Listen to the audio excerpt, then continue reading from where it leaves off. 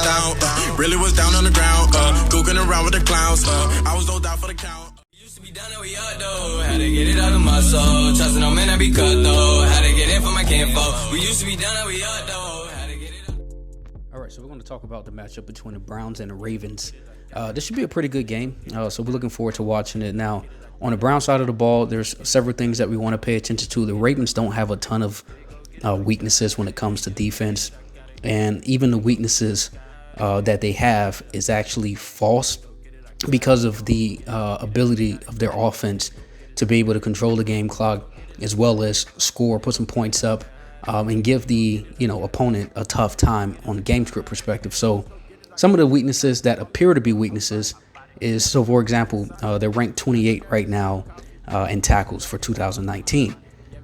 That's not because they're not good at tackling. It's primarily because there's not a ton of opportunities. They're not really on the field long enough to even have the opportunity to tackle.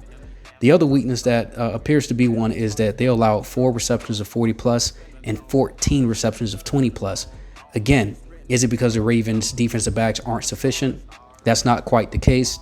What happened is that they had a blowout game in week 1, and then in week 2 it wasn't that close either when you look at the entire game. So there was a lot of garbage time from a game script perspective. The opponent was in a deep negative when it came to time of possession or just game script period. So they had to throw the ball quite a lot, and they had to kind of just have those Hail Mary throws. So that's why it looks like that.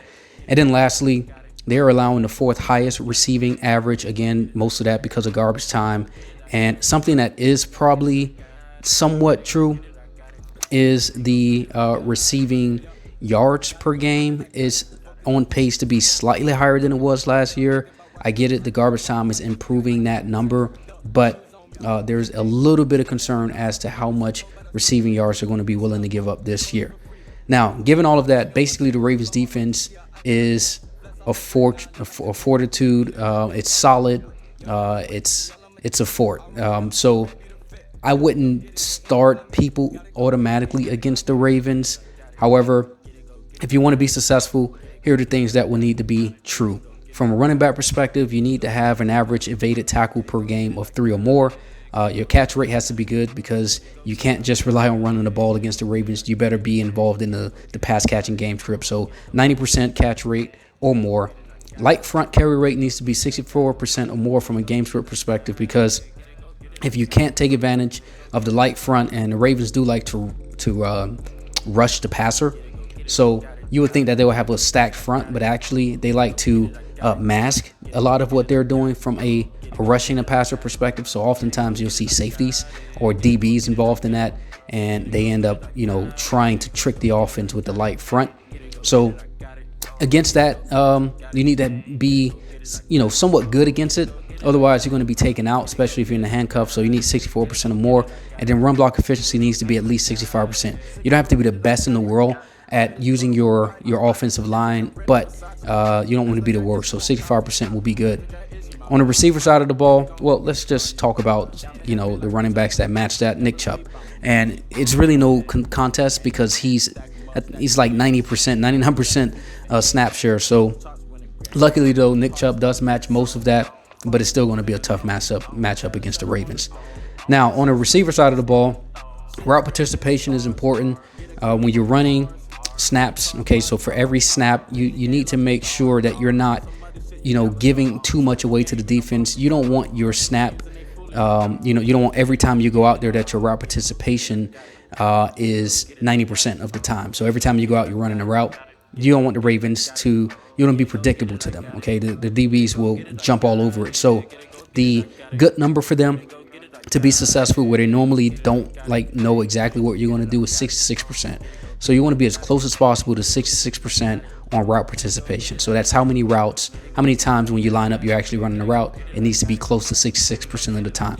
Your target share needs to be 22% in order for that to even matter. So if you don't have a target share of 22% or more, then just forget about everything else.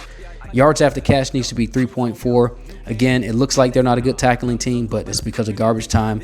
You need to be able to get some yards after the catch. Otherwise, you can forget about it. They're pretty close getting straight to the ball. They swarm the offensive player when they get the ball. So you need some yards after catch. And then lastly, your receiving average needs to be 11.9 or more. Again, because of game script. Their offense know how to put up points, which means, and they have a good defense, so you're probably going to have to abandon the run and throw the ball. But if you're going to throw the ball, it needs to be enough to be able to get you down the field quickly. The receiving average that tends to work against the Ravens is 11.9 or more. Receivers that match that, OBJ, Odell Beckham Jr., basically is it.